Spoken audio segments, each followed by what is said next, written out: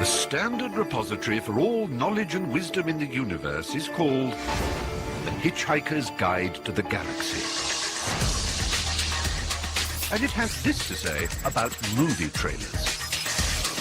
Movie trailers are designed to give you an idea of the film in question in a very short space of time. Typically, this culminates in a reveal of the main title, like so. The Hitchhiker's Guide to the Galaxy. Followed by the release date, so that the audience might plan the next few months of their lives accordingly.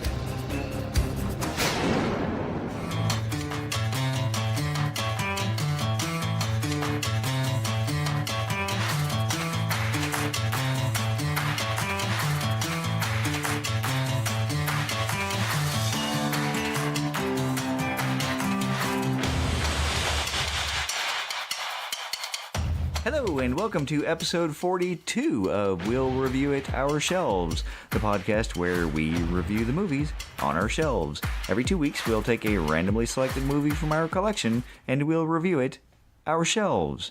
I'm Brian Morgan, and joining me, not from across the country, but from right here in my very own studio / man cave kind of room in my very own house in Virginia is... Live Dan Bergman. Yes!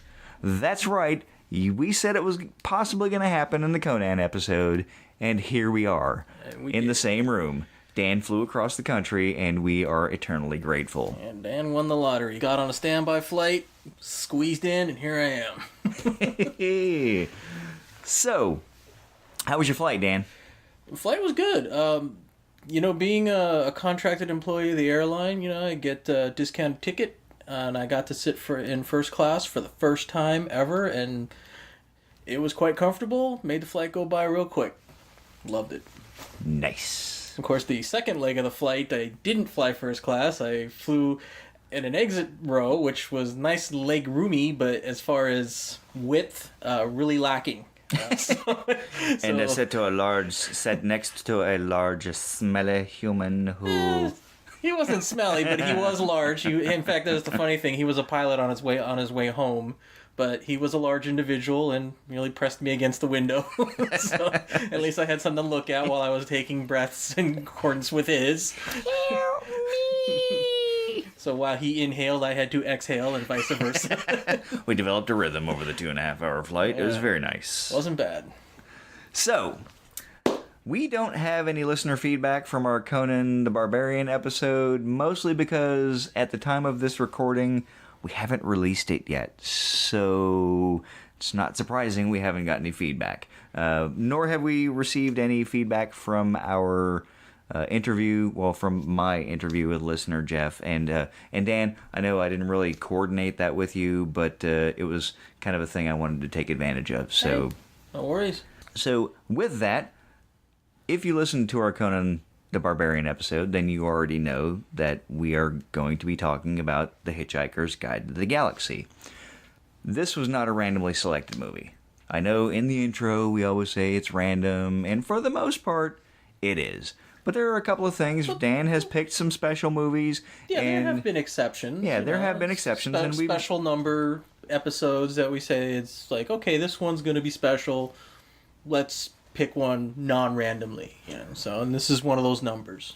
Right, and because it's episode 42, and you only get one episode 42, I talked to Dan and said, hey, we have to do The Hitchhiker's Guide to the Galaxy. Because if you're a fan of the book, and you've seen the movie, then you know that 42 is the answer to life, the universe, and everything. And if we miss this opportunity, we won't be able to figure out what the question is. Right. So here we are talking about The Hitchhiker's Guide to the Galaxy. One of the other firsts that we also got to do on this podcast is, for the first time in 42 episodes, Dan and I actually got to sit in the same room and watch the movie at the same time. And we chatted back and forth a little bit during the movie, which, quite frankly, is not really what I usually like to do when I watch a movie. I like stone cold silence. I'm focusing. I don't want to miss anything.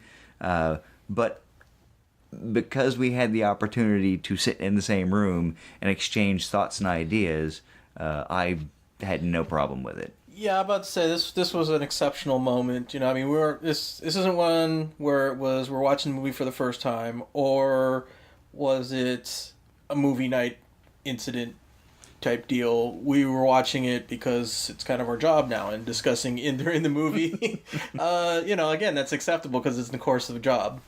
If you want to start paying us, because it is our job, then, I'll send out the information on the Facebook page where you can send your donations to. Hey, it's like Nick Hodges on History Buff says, it's like if you like the show, help the channel grow, donate. Yay! But I want to ask the question because we picked this movie. Dan, how did this get on your shelf? Well, that's one of those long stories that goes back many, many years, almost decades, I should say, because Hitchhiker's Guide to the Galaxy is probably among the first books I ever read as a youth that wasn't assigned to me by a teacher, that I read on my own free will and for my own personal enjoyment. Free will! Free will! Freedom! Yeah, because my brother read it, my cousin read it in front of me. I'd watch them and they'd laugh and everything. And it was such a strange juxtaposition because when my dad read books, I don't know if I've mentioned my father before on this show, but he was a very pragmatic man. He loved history. He didn't like fiction. He had a philosophy that history is always more interesting than fiction, but he always took everything so seriously. So it's amazing that I turned out the way that I did in spite of that.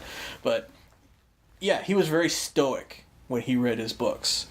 Whereas my brother and my cousin, when they read this book, laughing hysterically. So obviously my curiosity was sparked. So when I finally sat down and read it, and again, me being that young age, I didn't fully understand everything I was reading, but some of the stuff did seem pretty funny.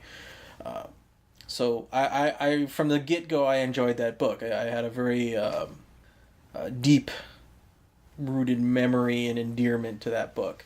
And then somebody said, there's a BBC TV show that was made of that book. And I said, really?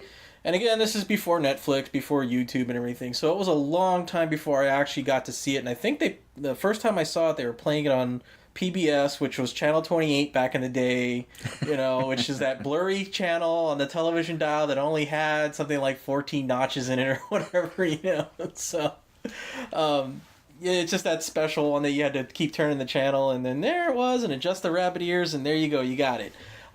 And yeah, it was like, ooh, that bringing a book to life. It was one of the few cases I can actually look back and say that I enjoyed the cinematic recreation almost as much as the book, because I know I've said before that a lot of times if I read the book first, I enjoy the movie less. Mm-hmm. But this was an exception. But then when this version that we watched, which was the 2005 version, I enjoyed the movie. It was a long time since my last reading, so I was able to enjoy it more. But had I been more fresh with the book and anything, I probably would have enjoyed it less. But I enjoyed it enough to say, you know what, this is good, and I had to own it. So that's how I bought it. It's just this long legacy of Douglas Adams' work that it had to be part of my library. In the interest of full disclosure, I don't own this movie. I enjoyed it. I just haven't found it at a store and bought it. I would like to add it to the collection because, like you, The Hitchhiker's Guide to the Galaxy was a book that I have great fondness for. It's outlandish. It's not something that most people enjoy. And I don't say that in the sense of, oh, ho, ho, I'm so much better than you because I enjoy this. It's just a thing some people like, some people don't. It seems that there's a much smaller group of people that enjoy it and will quote it back and forth to each other, and a lot more people that are like, oh, that's just weird British humor, and I don't really get that. Yeah, in the demographics of people who get it, and again, like you said, it's not that I'm better than anybody, we just have different tastes, but in the demographics of people who get it, this is the Monty Python of sci-fi literature and / movies. Yes, and I loves me some Monty Python. It's British. It's hilarious to those who like it. It's quotable. But to those who don't like it, the ones who I dare say, generally, not all-encompassing, but I dare say generally, are the ones who think they're better because they don't like it. Oh, that's so beneath me. Yeah, that's so only nerds like that stuff. That's Yeah, well, you know. again, self-proclaimed nerd, so I'm perfectly okay with that. Yeah, okay. Like it's an insult, people. Come on. Yeah. But I will admit I have not gone out of my way to go seek this out and buy it, but when I run across it, it will be in my collection. As it was, we ended up streaming it while we were watching it here because Dan didn't bring it with him. Did I mention that Dan's here, like in the room with me? That's pretty awesome. All the preparation of this trip, and I brought all kinds of things to share with Brian and everything, and I forgot a movie. I could have put it on my shelf for just one brief shining moment. Just a short period of time. But we just finished watching the movie maybe 15 minutes before we came up to the studio / man cave in my house to record, and so you're getting pretty much the freshest of impressions that I think we've ever had on the podcast. Mm-hmm. And considering that neither of us took any notes, this is probably the most off the hip. And I'm okay with that. I mean, I really, because we're here, we can read each other and kind of figure out where we're going to go. So with that being said, one of the things that I liked about this movie, and when it first came out, I saw it, I rented it, and watched it at home. I did not see it in the theater, and I haven't seen it that often. But one of the things that I do really like are the parts that stay pretty true to the book and are a little different than the way I visualized them in my mind, but they're still good. Like Slartibart Fast. I love the character. He's into his work.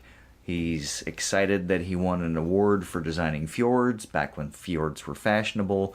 That is a thing that I have used as we'll call it a nerd gauge, to determine if you're the right kind of nerd to be in my group, if you will.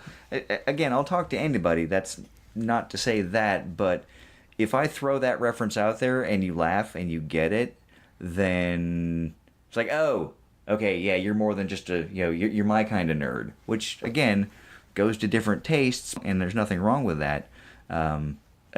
It's kind of a like, oh, it's like a secret handshake. You're in, you know.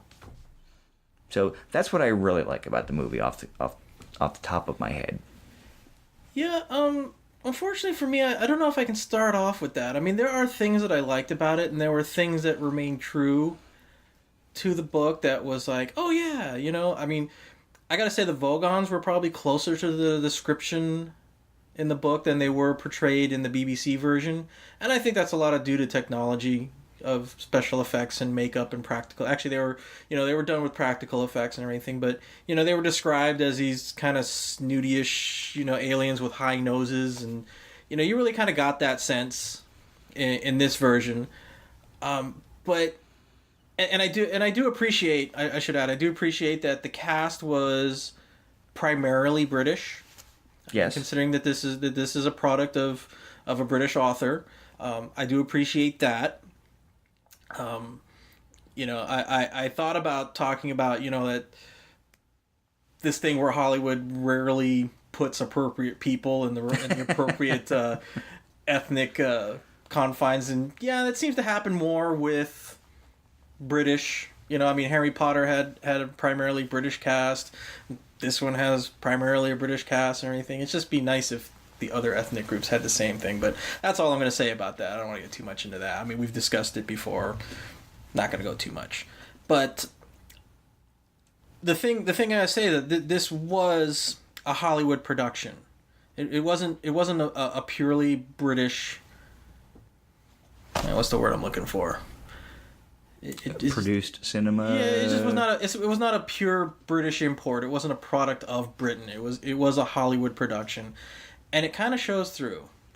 I agree. And And especially like just from the start, and this is what really got me worried when I first saw the movie in the theater, is that whole opening song and dance number that just did not fit. It did not say Douglas Adams to me. That whole song So and long dance and of thanks so for all long. the fish? Yeah, it.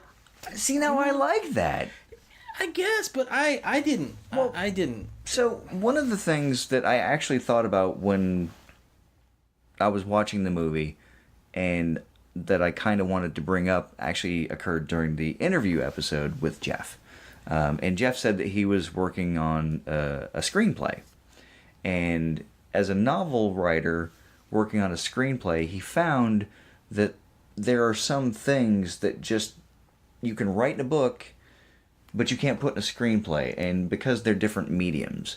So the whole "So Long and Thanks for All the Fish" thing, I like the song. It was catchy, and the book starts like that, with the dolphins are the second smartest creatures on the planet, and their last message to the human race was "So long and thanks for all the fish."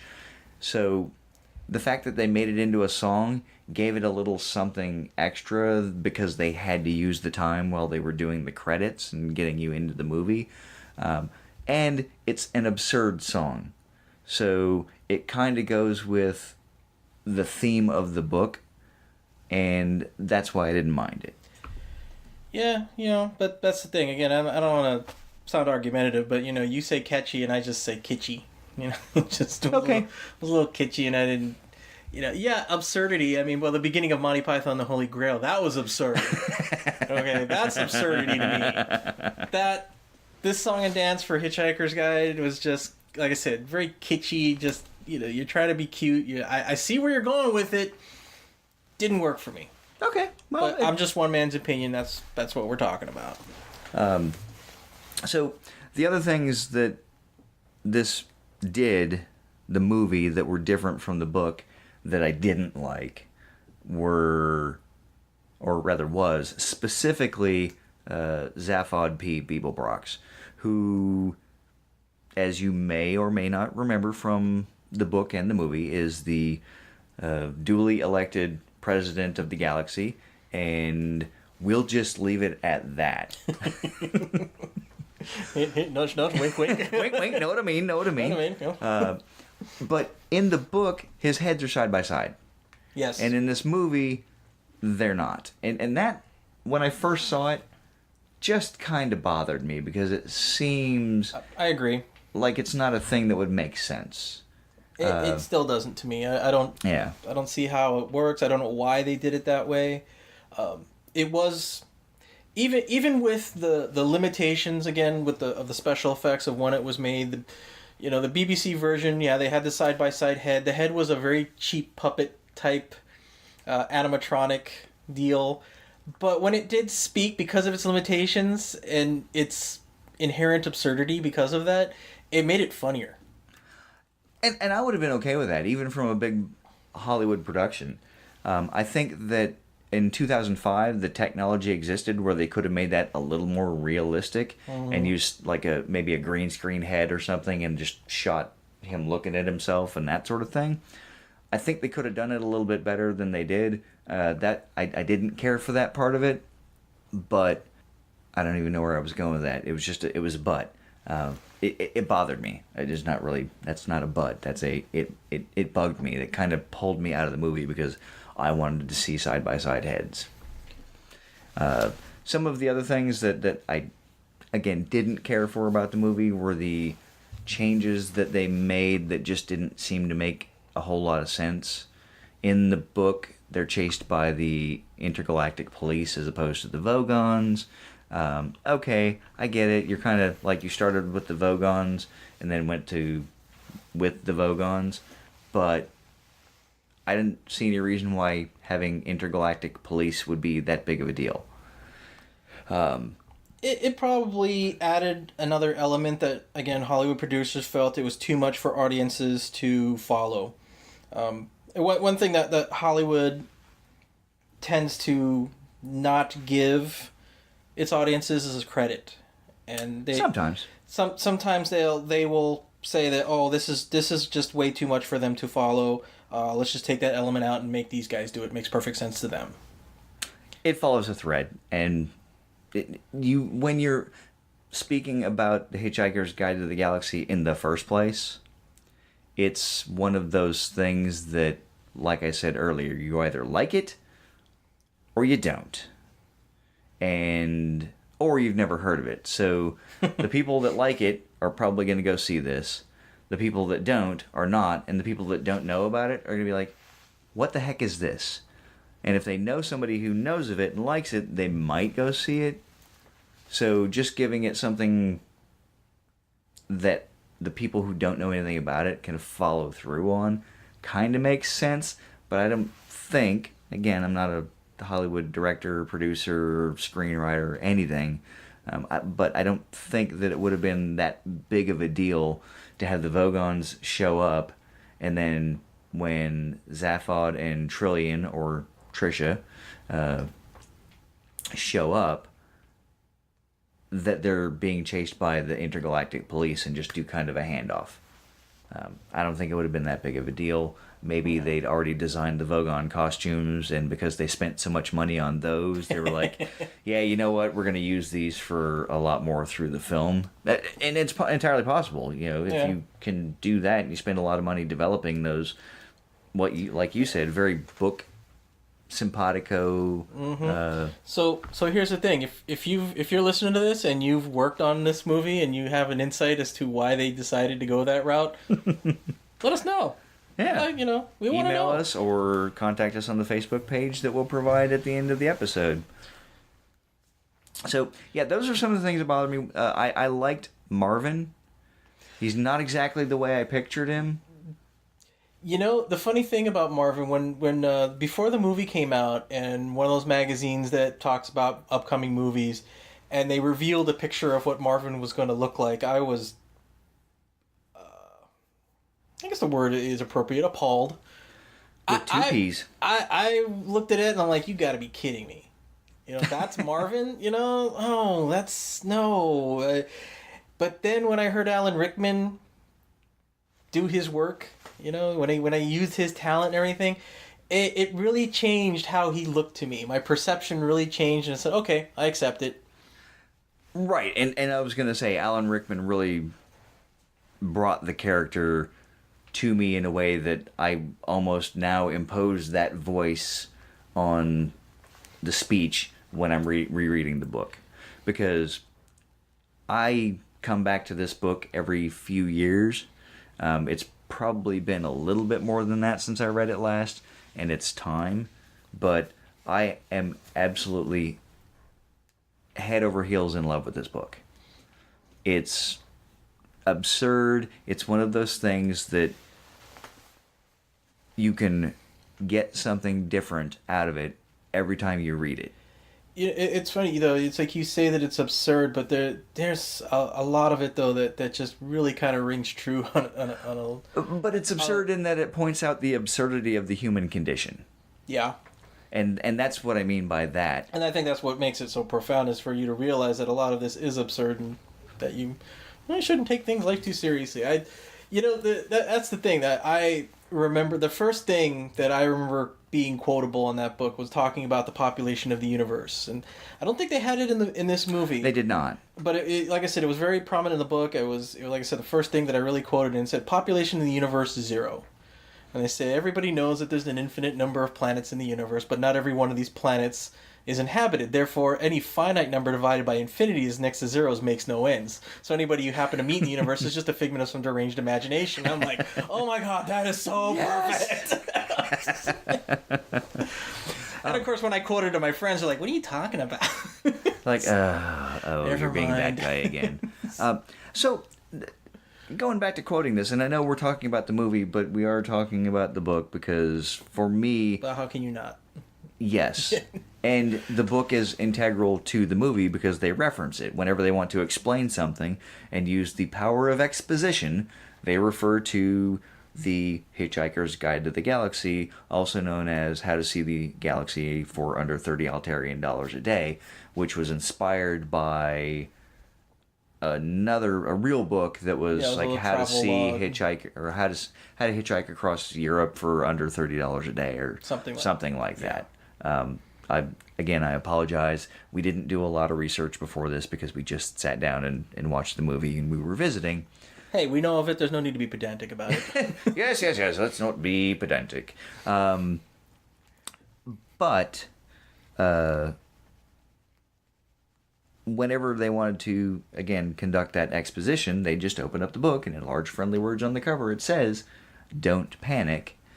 That made it so much easier, because if there was a concept that you didn't want to have the audience figure out, or in this case, it was more fun to explain it utilizing the book, because that's part of the actual book's charm. They did it, and Stephen Fry doing the voice was perfect. Oh, yes, Stephen Fry is one of those voices that just conveys comfort and knowledge all together. And attitude. I don't think that having someone read the dialogue... I think it's not... I think it's the lack of attitude, because you get teachers with an attitude, it tends to cause resistance into what they're teaching. But in my opinion, his lack of attitude, and like I said, being so ease-putting his voice, that you just take in the information, and even when he talks about God willing himself out of existence because I hadn't thought about that, and he disappears in a puff of logic, you kind of laugh at that, even though you're one of those religious fanatics and go, hey.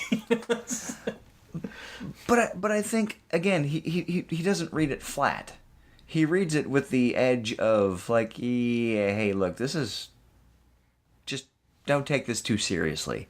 He reads it with have a good time. It's a matter-of-fact type reading, and that's what makes it so humorous, because this is something that you think, some other comedic person would put a spin on it of some sort and everything, but no, you don't need that. And so you just have this nice little easy voice of Stephen Fry, like he did. If you ever play that game Little Big Planet?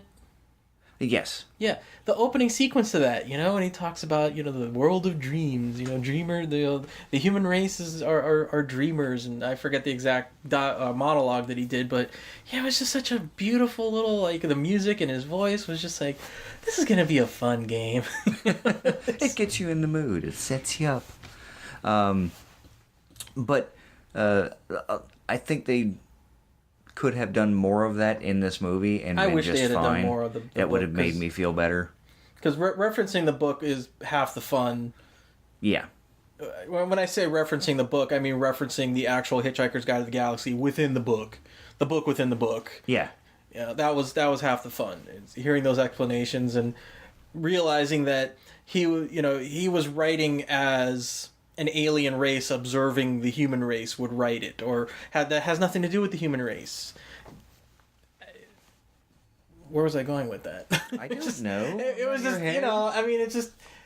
I think that we see it as absurdity, but it seems totally logical to an alien race who doesn't know anything about Earth. Right, but this kind of goes to one of my favorite books of all time by Robert Heinlein, Stranger in a Strange Land.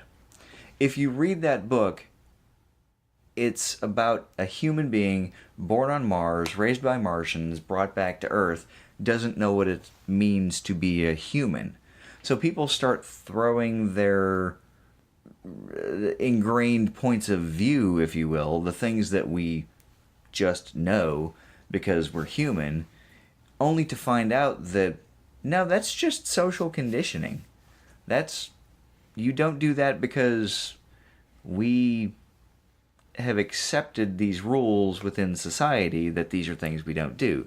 So the Hitchhiker's Guide to the Galaxy, on the other side of that, pushes that boundary and does the things and says, yeah, I don't know why you guys have an issue with that or whatnot.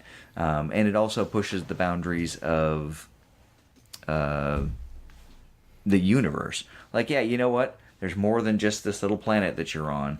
And sometimes things don't work the way you think they do.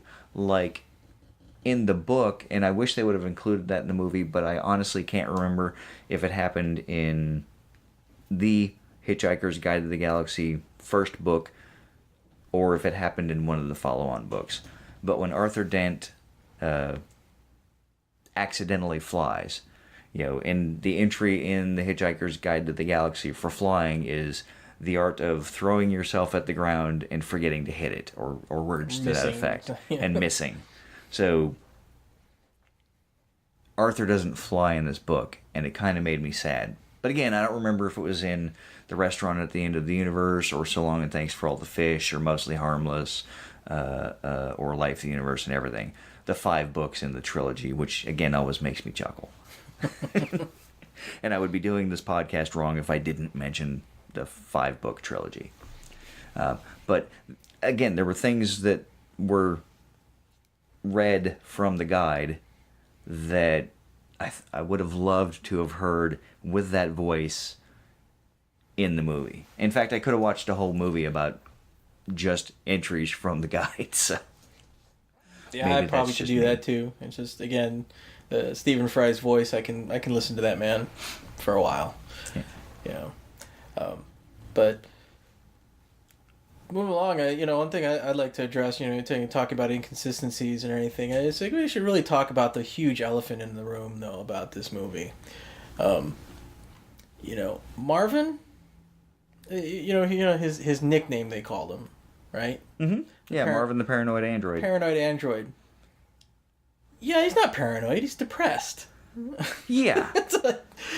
Come on, I was depressed. Okay, that's not that's not paranoia.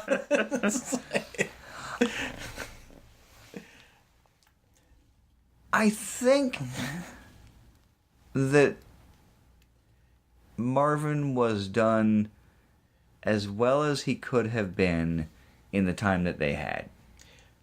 Well, it was Alan Rickman that did his voice, so right. Yeah, it's just, that man could read me the phone book and I'd be fine. Yeah, I think it's just one of those things where you cannot picture anyone else doing that voice. I mean, even if you put one of the greatest voices, if you gave him Morgan Freeman or James Earl Jones, it would not have worked. I agree.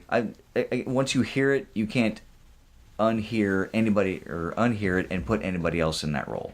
So had they started with somebody else, you'd be like, I guess it was okay. But yeah, Alan Rickman raises the bar on that one. And I'm so fond of Alan Rickman because he takes roles that don't comport to any particular stereotype. Granted, he was Hans Gruber, which, with Christmas coming up and, Die Hard being a Christmas movie, kind of makes sense to mention. He was Severus Snape, and that was fantastic. But he's done so many other things, and he's not always the same person. He's flippin' brilliant. And to add his voice talent, just his voice talent, to this movie, it elevates it in my mind from where I would actually put it on my shelf and where we'll find out that it's going to go on my shelf because of his inclusion. Yeah. And the funny thing was, I hadn't seen this movie in a while, so I kind of forgot who was in it.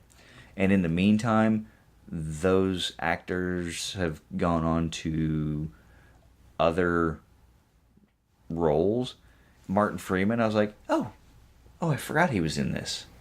Like, oh my God, it's Bilbo Baggins. It's, pick the other roles that he's played in. You're like, it's Martin Freeman. Now that actor for Arthur Dent, to me that was spot on. As the fish out of water type character, perfect. Martin Freeman played that incredibly well, and that was exactly. Maybe not exactly, but it was very close to what I pictured in my head when I read the books. So, bravo on that. Yes. Mos Def is Ford Prefect. Yeah. In the book, he's white. Again, I think we've discussed this before on the podcast. I don't care if you change the race or gender or whatnot. Just, give me a good, entertaining actor. And that one was appropriate because that one, it could have been any. He's an alien. He had a certain personality. Yeah, it could have been... That one, I agree with you on that. Don't care what ethnicity. I like Mos Def as an actor. I like his music, too. But can he be replaced? Again, I don't want to sound like I'm harsh on him or anything, because like I said, I let me put the disclaimer. Disclaimer, thank you. God, yeah. I like him. I like him a lot. Can he be replaced as that character? I think in this case, yeah. I mean, there's other actors that can play Ford Prefect. I don't think he's not as well placed as Freeman, as Arthur Dent. But I liked him in this one, so good enough. So I did want to talk about Sam Rockwell as Zaphod real quick, because I didn't realize that's who that was when I saw it the first time, and now watching it again, I couldn't help but continually associate him with Wild Bill and the Green Mile, because that is such a brilliant movie, and it is such a great turn for him as that character that it's hard to disassociate him, especially when he's using the same kind of vocal stylings as he did in that movie, or as he did in the Green Mile, and it kind of drew me away from the character. So you got a little bit of association with another character, the lack of two actual heads, and the rare appearance of a third arm, even though it was mentioned a couple of times.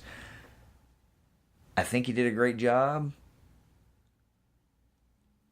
After seeing him in other movies, I know he's a much better actor than that, so it kind of didn't feel right, and maybe someone else would have played the character better. I don't know. I think in this one I think the director kind of just told him to be a certain character, and he just went with it. I think he was trying to be extra.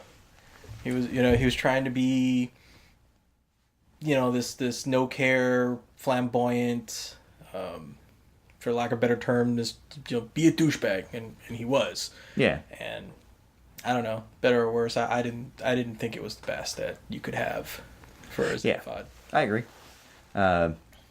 And Zoe Deschanel. All right, I absolutely love her. Okay. I mean, she's one of my many actress crushes. Dan's wife, I hope you're not listening to this. She knows. Okay, we used to watch her on New Girl all the time. So real quick sidebar: have you seen the Daily Show Between Takes, or whatever they call that, where Anna Kendrick comes out and talks to Trevor Noah? Yeah. And they interact with the audience, and someone says, "Oh, you're on my list," or "You're on my boyfriend's list." The lady says to Anna Kendrick. It's like, yeah, it's the list. And Trevor Noah's like, "What is this list? What are you talking about?" So Zoe Deschanel is on your list, still on your list. Oh yeah, she's still on. You can only have 5. I mean, you're allowed to shuffle. Okay, you know how they say that someone worships the ground that they walk on. Mm-hmm. Okay, there was an episode of New Girl. It was supposedly the Thanksgiving one, and then after Thanksgiving they were supposed to go to Best Buy for Black Friday. They go to a Best Buy that's not quite in Culver City, but West Los Angeles off the 405 freeway. You can see it. Mm-hmm. If you're heading south on the 405, you can see the Best Buy. And I've stopped at that Best Buy every now and again, and when I do, I look at it as like, Zoe Deschanel stood here. So not quite worshiping the ground that she walks on, but I do recognize that she was here. I can still feel her aura. Presence. She's... So, yeah. Is it healthy? I don't know. Well, I mean, is it hurting anybody? I mean, are you going to go... My wife, Nina laughs at it. Yeah. I mean, as long as you don't go all stalkery, I think you're fine. Yeah, I don't look for where she lives. Yeah. But... You could pay somebody to find out. Yeah, I don't have that much money. Old Zeke over there, he'll take it. He'll do it for $5. $5 in a can of Miller Lite. Oh, Miller Lite, we getting the good stuff. I'd have done it for a can of PBR. Anyway. I loved her in this. Again, I have to do the disclaimer. I absolutely adore her. I'm a big fan. Do I think that she can be replaced in this? Maybe. I would agree with that. I liked her portrayal of the character, even though, again, I don't think they gave her a lot to do. And yeah, I'll probably, again, blame it on the writing and the directing. Although I will say this one thing. She did take the role and give it a level of emotion that I didn't quite get from Trillian in the book. Well, that was one of the things I kind of wanted to talk about. In what little research I did do, and again, from recalling the book, it's Arthur and Trillian didn't get together. They were just like the two last remaining humans. And that was a change from the book to the movie that they added to give it that emotional hook. Yeah, and again, that's the evidence of that it's a Hollywood production. You have to have a romance. Yeah. No, you don't. No. You don't.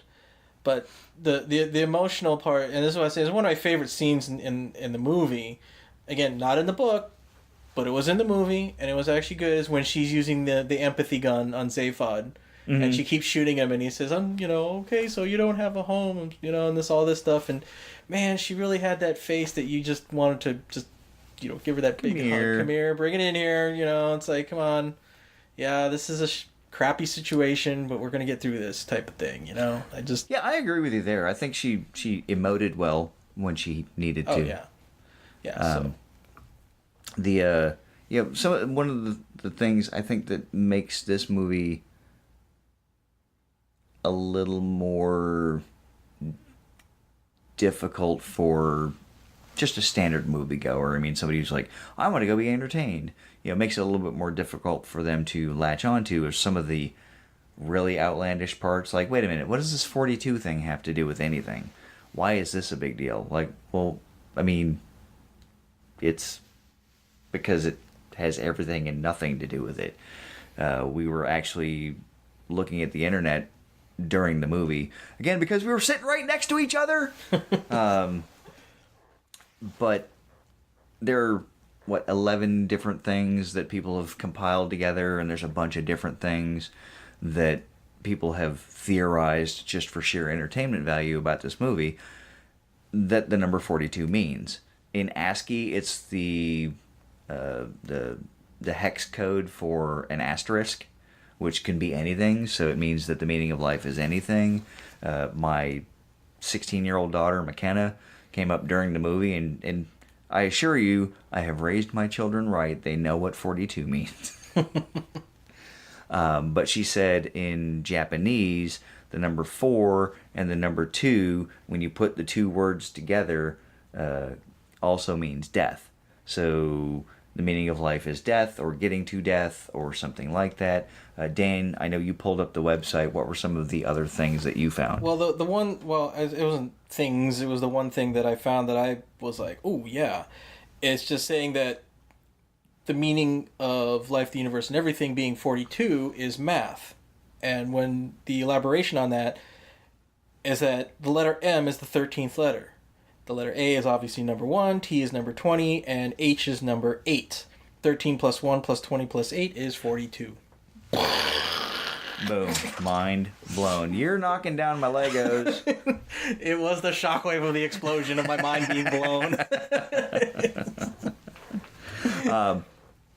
So, 42 kind of gives it a little bit of flexibility. It can mean anything. Mm-hmm. I did like that they added in the movie the line from the book that was like, I don't know, how many roads must a man walk down? That was in the book. I specifically remember that. But it kind of shows the era that Douglas Adams grew up in, and being influenced by the 60s and that sort of decade of expansion, mind expansion, self-exploration, trying to figure out what's what and why we're doing the things we're doing. I have always liked that line. One of the things that I also have always liked about the book that I would have loved to have seen in the movie was the explanation of how you can't make something invisible, and they tried, but when there was a company that said they could make a mountain disappear or make it invisible, and they couldn't, so they put somebody else's problem field around it because it was the closest they could come, because nobody ever pays attention to somebody else's problem, or If it's somebody else's problem, I can't see that. And in much the same way when we talked about Monty Python and the Holy Grail, and we talked about some of the other movies that we have infused our life with quotes from, this book, far more than this movie, has been something that I have, again, like I mentioned earlier, quoted all the time. I would have liked to have heard the words, whose ape-descended life forms, still think that digital watches are a pretty neat idea, in the unfashionable western spiral arm of the Milky Way galaxy. I would have loved to have heard that, and it wasn't in there. That kind of made me sad. Yeah, there was quite a few things that like that, the omissions that made me sad. I can't, it's like there's I know there's a lot that I said, oh wait, that was missing, and yeah, the somebody else's problem field. I'm just I'm telling you, for decades in the Navy, it was like, oh, we must have put somebody else's problem field around that because nobody seems to want to go sweep that passageway or do this thing or do that thing. Or it just keeps walking by and ignoring it. Like, yep, same thing. Somebody else's problem field. There you go. And it's funny, now that I'm putting myself on the spot, I can't think of actually a lot of things that I quote about this. But I use that as a feeler for, are you my nerd? My nerd! Oh. And we were able to do that because, again, kind of excited, we're in the same room. It's like we got 3 feet instead of 3,000 miles between us. But, yeah, so there were a lot of things that I liked about this movie, even though they changed them. And there were a lot of things that I didn't really like. I would have liked to have seen more specifically, pulled from the book. I don't remember exactly what they said in the movie, but I remember in the book when Deep Thought gave them the answer of 42, the two scientists just looked at each other and said, we're going to get lynched for this, aren't we?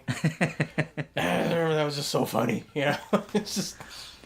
And one of the other things that I remember from the book is when the Vogons show up on Earth at the very beginning, and there's a description of the ships and how they utilized the atmosphere of the Earth to create the perfect sound system.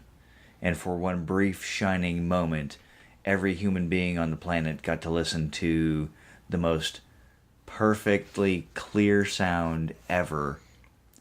And they also said that the Vogon ships hung in the air exactly the way a brick doesn't. And that's one of those things where when you read it, you're like, oh, that's so awesome, because a brick wouldn't hang in the air. So you're like, oh, okay, I totally understand that, even though it's backwards.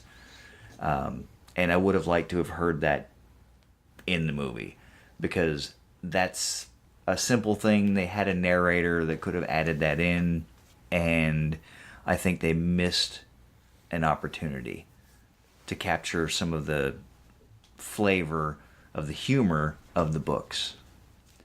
That for me was one of the things that kind of made the movie a little disappointing for me in an overall sense. Yeah, but there were some little gems in there, like the scene when they're gonna get thrown into space, and Ford is like, "Yeah, we're gonna die." It's like, "Well, wait a minute, what does this do?" And he starts putting buttons and starts rolling. He's like, "What's this doing?" That's nothing. Nothing. We're gonna die. We're gonna die.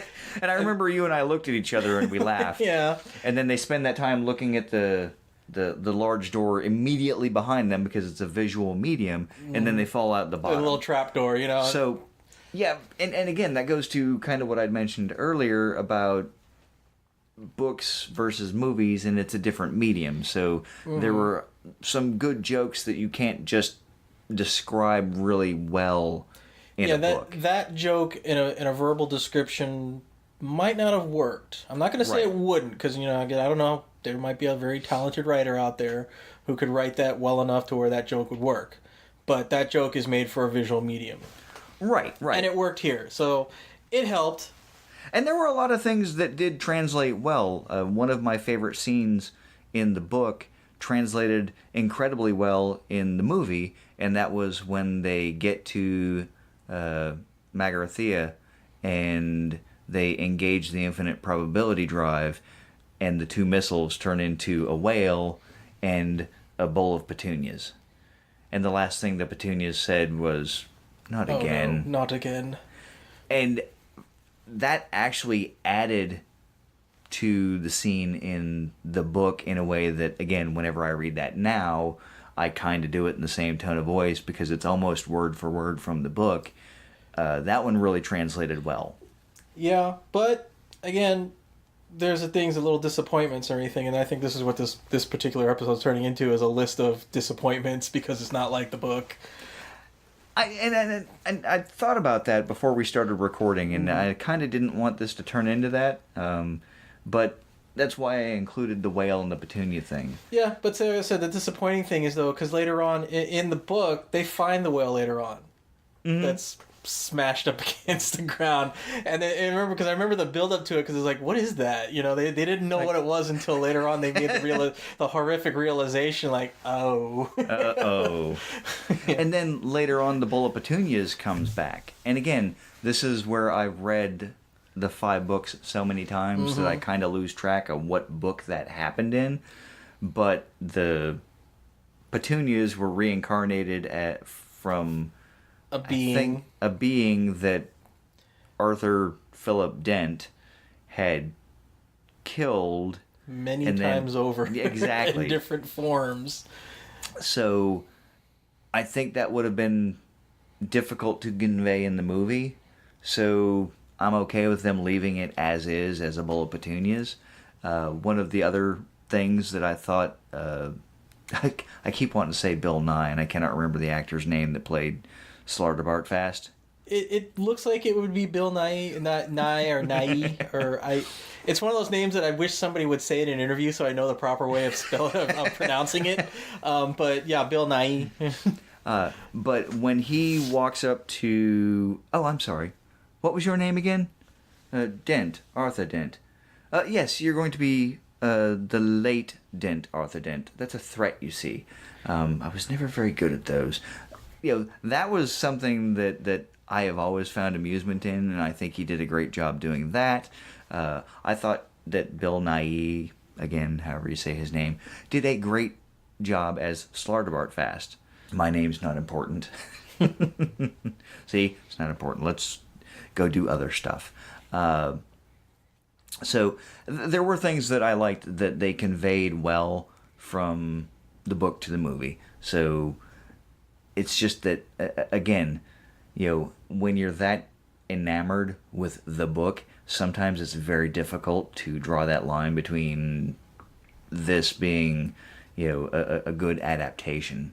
And there were enough things, like you had said earlier, about the Hollywood ending sort of thing, and putting things in a position where you're like, that's not the way the book worked. Did it add? Did it subtract? It just made it different.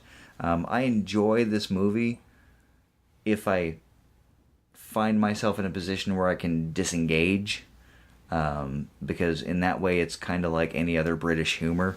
It's like, it's funny on its own, but you kind of got to take the good with the bad if you're familiar with the books. Yeah. And this book actually inspired some friends of mine, and it was before I met them, so they told me afterwards that they had got together, a couple of friends, and started writing a book like that, and it had that same sort of absurdity to it and that offbeat sense of humor. And one of the things that I remember they had described to me, and maybe I've told you this before and maybe I haven't, but there was a scene in the book that they had written about scientists discovering a life form on a planet that was insectoid. It was beetles, I believe. But as the scientists were researching the insects, two things happened. and this was the part that, kind of, again, reminded me of The Hitchhiker's Guide to the Galaxy, which kind of inspired it in the first place. One, the insect farted.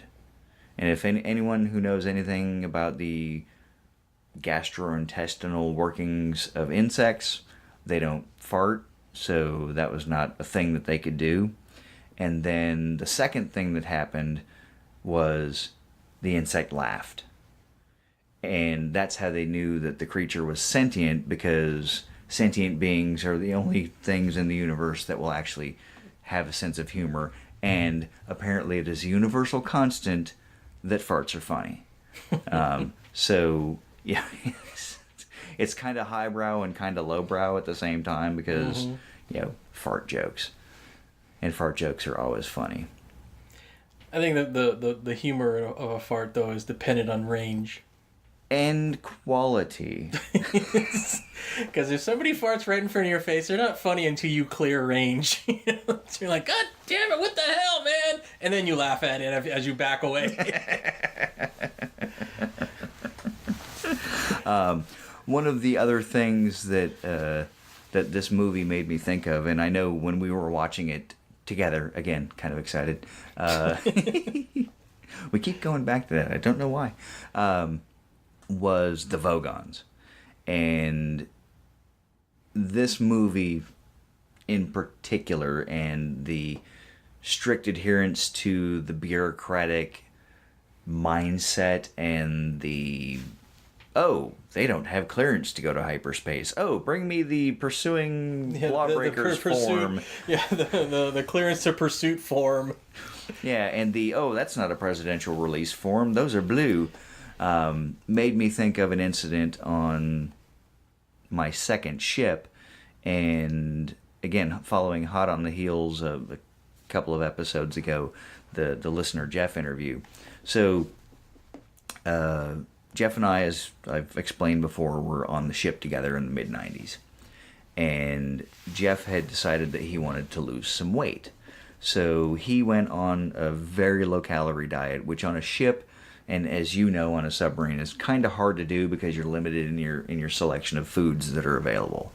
So he had gone through the mess line, which for our listeners who are not familiar with the Navy is just like any other sort of cafeteria style thing, where you grab a tray, you collect food, you sit down queue and up, eat. you get food, and go to a place to eat. Well, he had stopped at the eggs to order station because it was breakfast, and most Navy ships, I don't know about submarines, but we had eggs to order. They just throw them on the grill and cooking.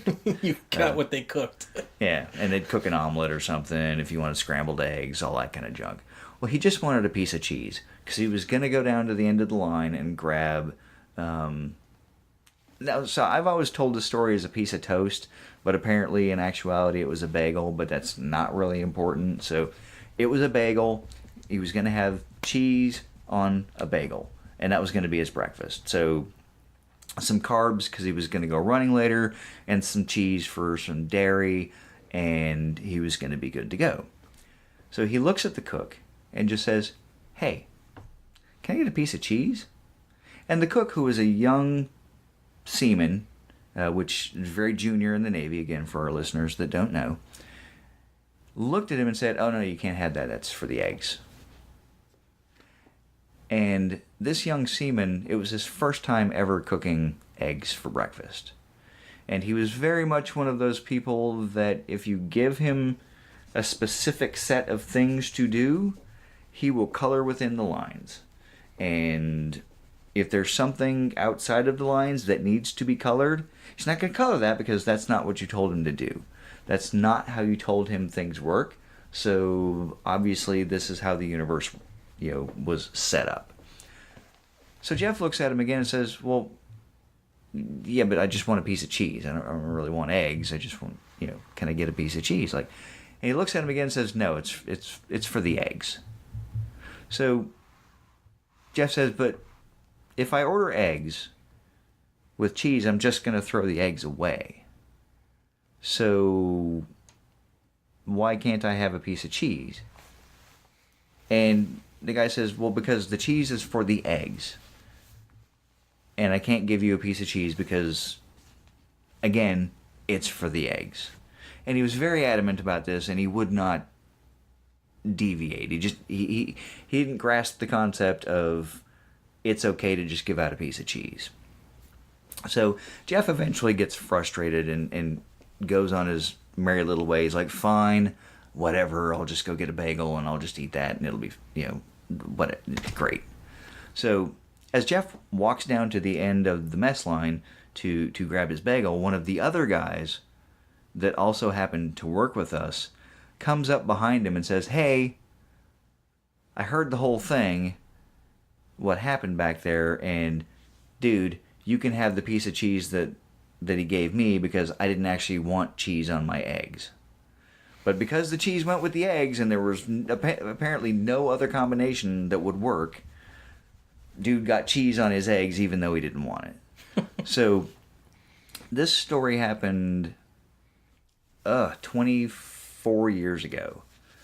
And Jeff and I and some other people that are in the know have used that story to illustrate the bureaucratic mindset of no, you have not filled this form out in triplicate. Oh, you have not filled out blocks 14A, 14B, and you have to sign in 16A. Are you married? Your wife has to sign in 16B. Otherwise, we cannot process this form. There's no way around it. Everything has to be exactly as defined. So we have gotten so much mileage out of that story, and when you tell that to people who have never heard it, they're like, oh my God, you're totally right. The cheese goes with the eggs. And it sort of becomes this code word whenever you get locked into the mindset of like, no, this is the way it has to be. This is the way it has to be. Like, because the cheese goes with the eggs. And sometimes, if you've told them that story, they're like, oh, yeah, maybe we can do it differently. And if you haven't told them that story and you're talking to somebody on the side, you just get a little inside joke laugh. You're like, okay, I guess we'll figure out how to make this work or whatnot. But it really does illustrate quite well the Vogons and their philosophy.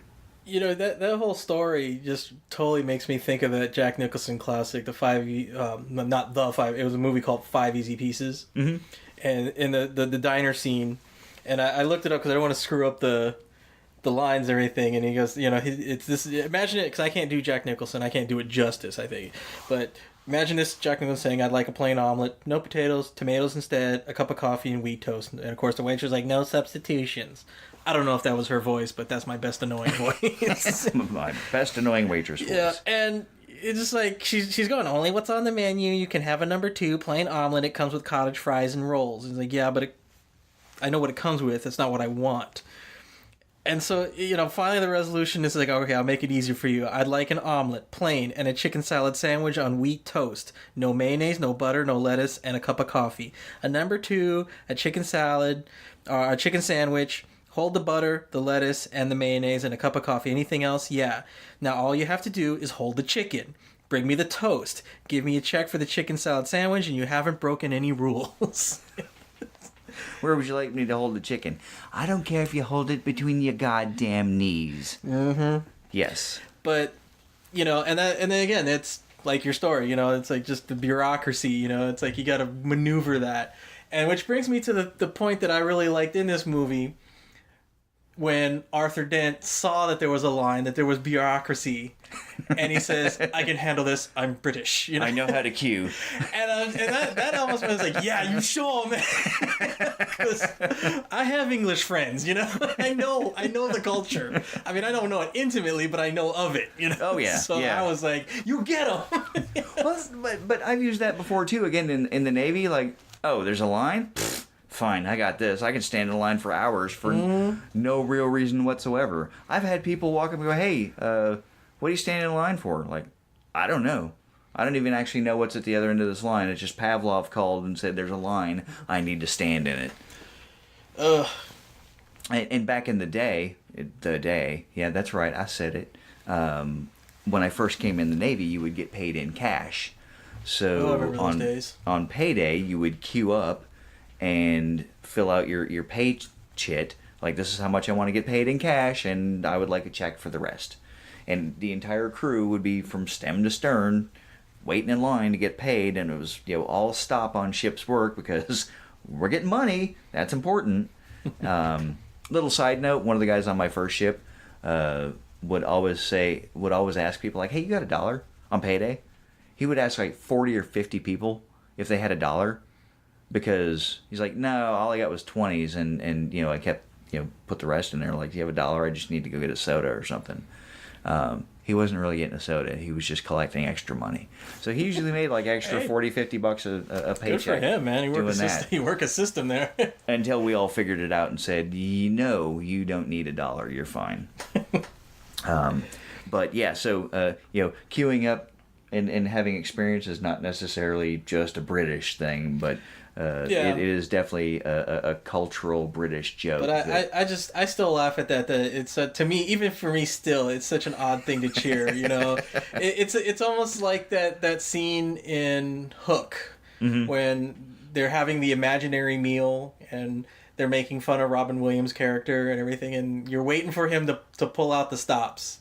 They're calling him all kinds of names, and he's pulling out, it's like substitute chemistry teacher. It's like, what? Come on, let's see it. Come on, let's see that. You're waiting for it, and when he starts pulling out the Robin Williams, you're like, yeah. Woo! It was that same exact feeling. It's like, yeah, you're British. Do it. Show them. Yeah, pull out that paperwork. Yeah, fill out those forms. And like, what am I cheering for? But in that same scene, again, something else to bring out. Was an interesting cameo that, again, not very many people, I don't think including yourself, I didn't catch it. Didn't recognize that the original Marvin from the 1980-something BBC production of Hitchhiker's Guide to the Galaxy was in line. He was the android with the really sad face. Yeah, the long face, kind of curved out. Yeah, kind of crescent, inward, concave curve or whatever, but that was the original Marvin from the BBC version of Hitchhiker's Guide. And I'll be honest, as much as I love this book, I did not see the BBC series, which is why I didn't recognize him.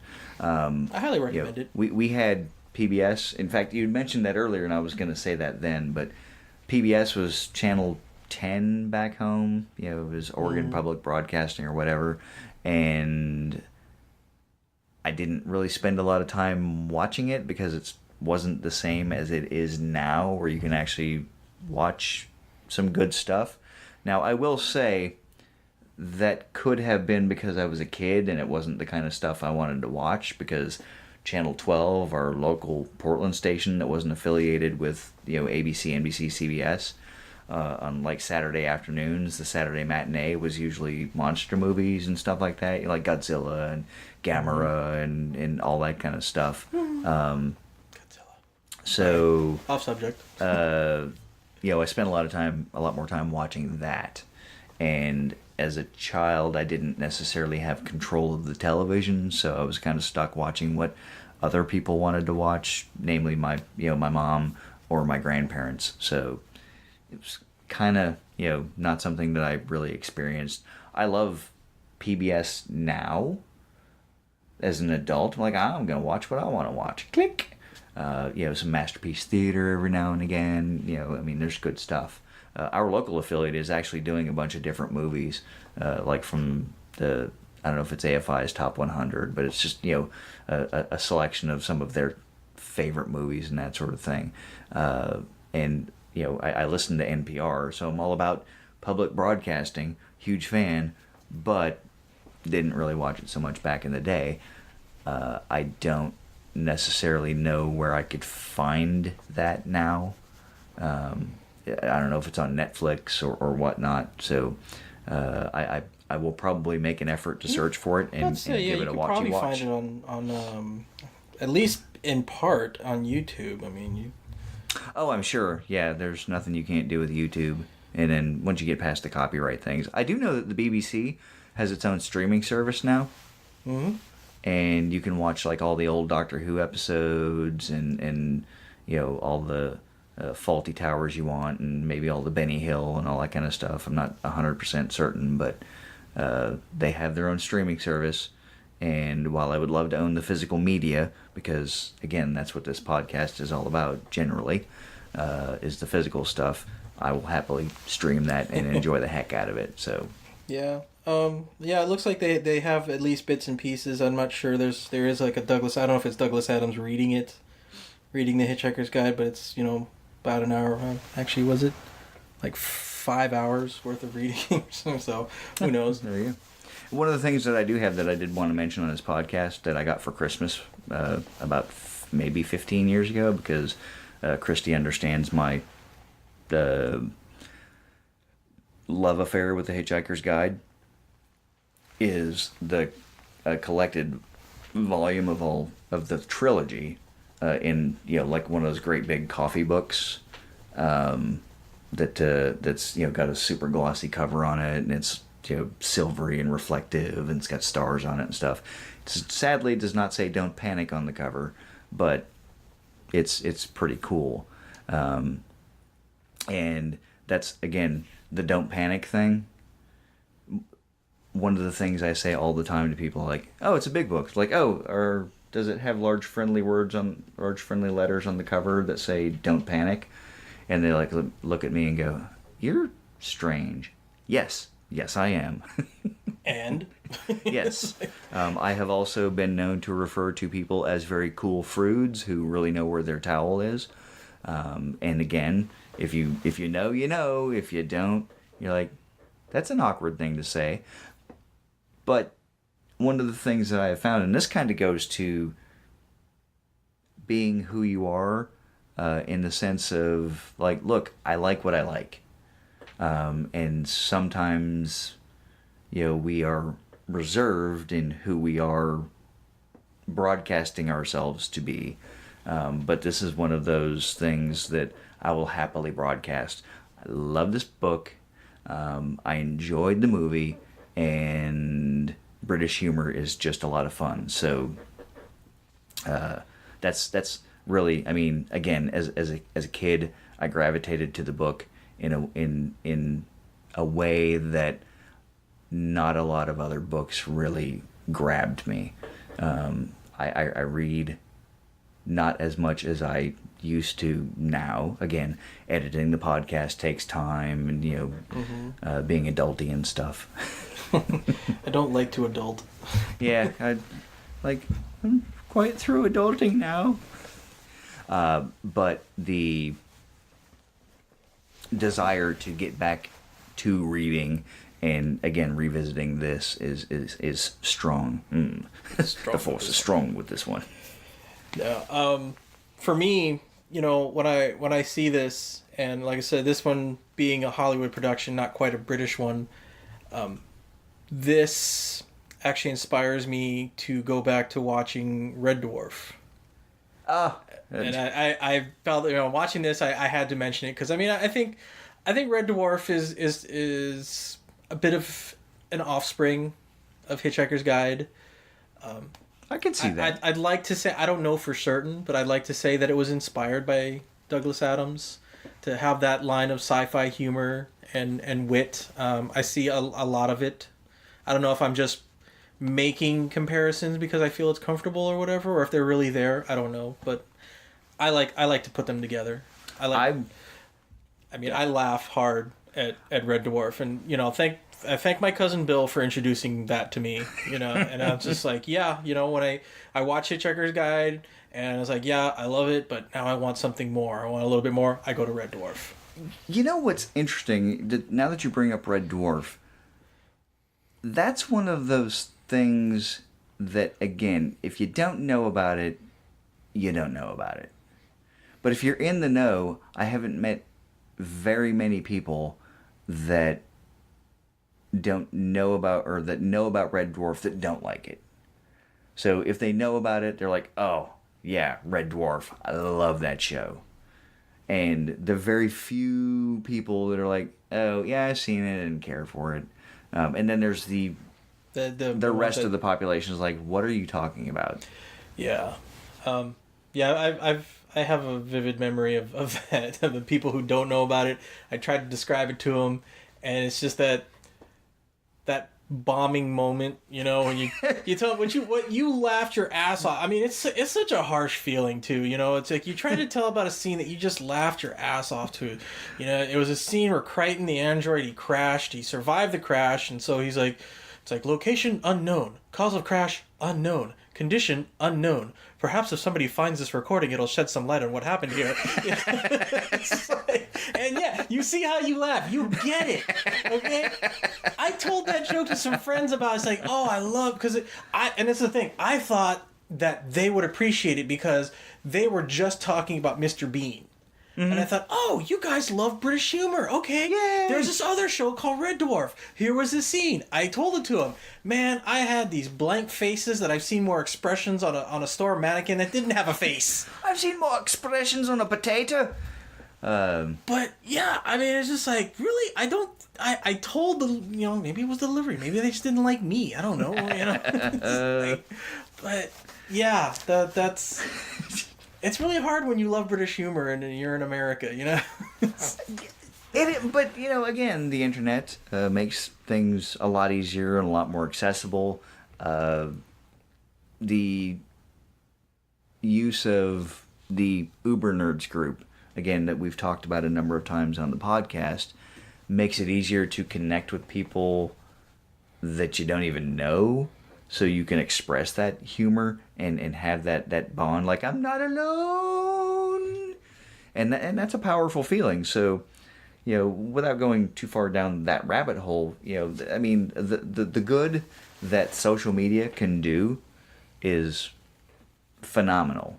The bad that social media can do is horrific. On display. So, and perhaps if we all had a Hitchhiker's Guide, and we could read Mostly Harmless. And that was only upgraded because Ford Prefect did the research and submitted his copy, and we got upgraded from Harmless to Mostly Harmless. So Mostly Harmless? That's it. That's the only 2 words about Earth in the Hitchhiker's Guide. Again, like I said, I would have loved to have had a lot more interludes with the guide in the movie. I think that would... Because it seemed like you hit a point where about halfway through the movie, it almost stopped. You're like, oh, guess we're done with that now? We don't need it anymore? Yeah. You're not going to find out about the what was the name of the alien race that sent the Armada because there was a wormhole that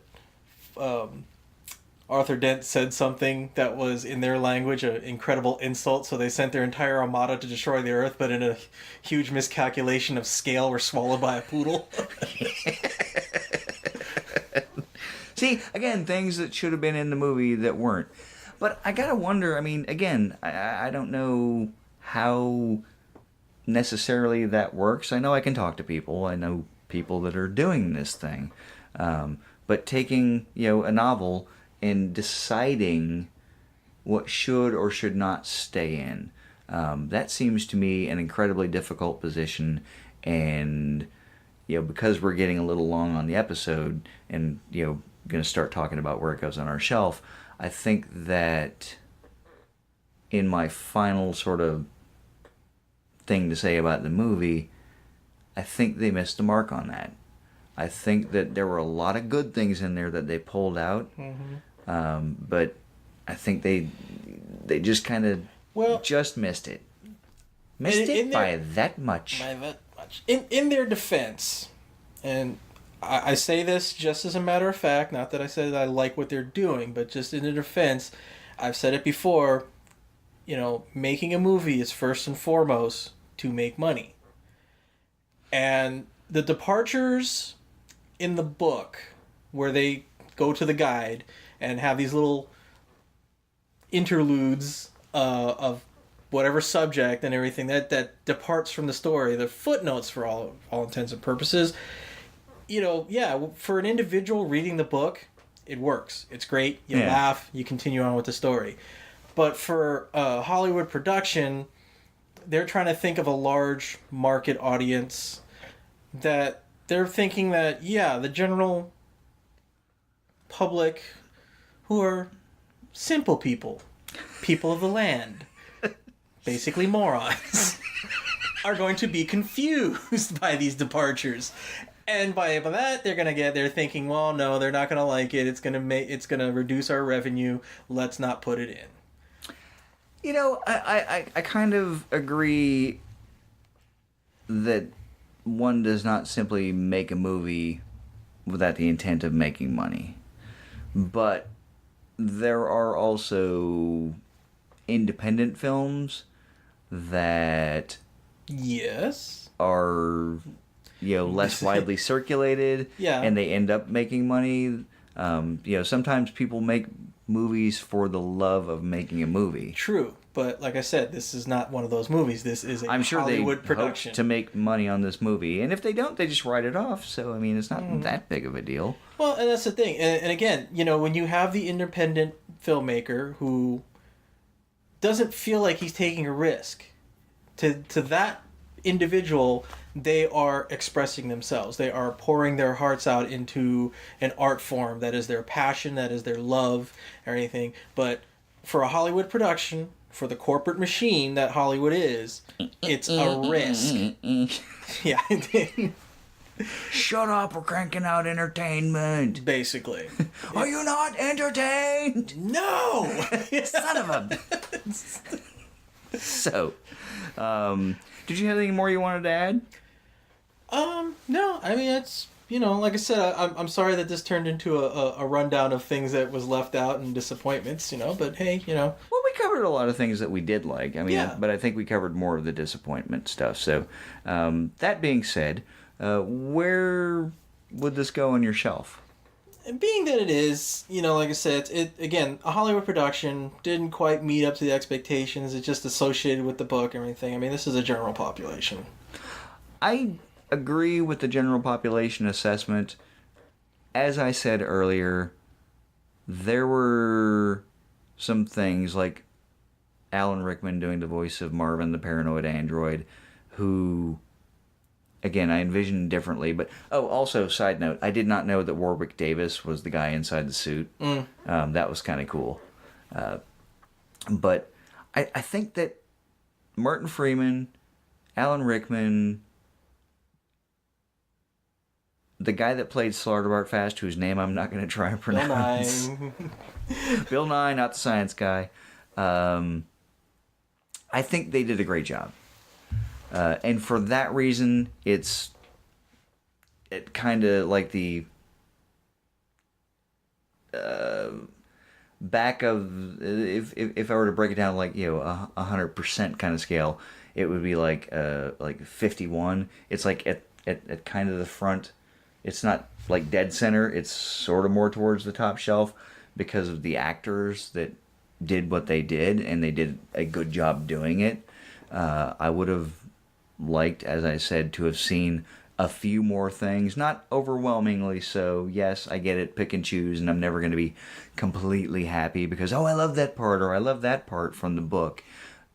But it was okay. It was leaning towards good okay. And again, that also goes with the association to the book. The book, in my opinion, is top shelf humor. It's a classic go-to read for me. I'm like, I need something, a quick read, something that I can, be familiar with and revisit old friends. I would watch this movie again. It's probably one of those things where I watch, like every 5 to 7 years or so. But if I'm flipping channels and it's on, I'll stop and watch it because there are some good parts to it.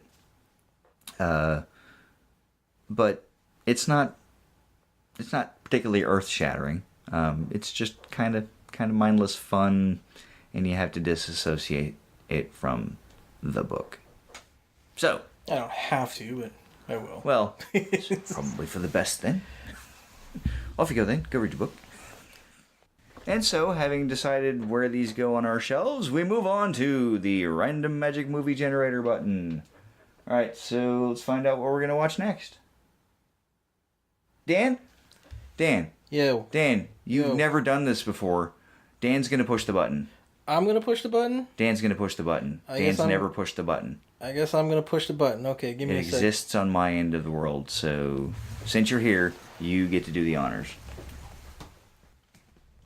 Pushing the button. Bambi Special Edition. Bambi. Bambi. Not our first animated Disney movie. No, not we did Pinocchio. We did Pinocchio, we did Alice in Wonderland. Yeah. Apparently we own a lot of Disney movies. I own them all. What are you talking about? Yeah, so do I. On a weird side note, as a single adult human male, I owned a lot of Disney movies. Mm-hmm. I like Disney animation, so this is not a big deal. Yeah. All right, cool. So, listeners, let us know what you think about this or any of our previous episodes by emailing us at wrios2016mr@gmail.com. Visit us on the Facebook page. Come see us on Twitter, and maybe if Dan can show me how this Instagram thing works, we might have an Instagram account as well. And with that being said, Dan, do you have a movie-themed goodbye for us? Oh, wow. I didn't even think of that. Not that anyone cares what I say, but the restaurant is at the other end of the universe. And with that, we will see you in 2 weeks with Bambi, the special edition.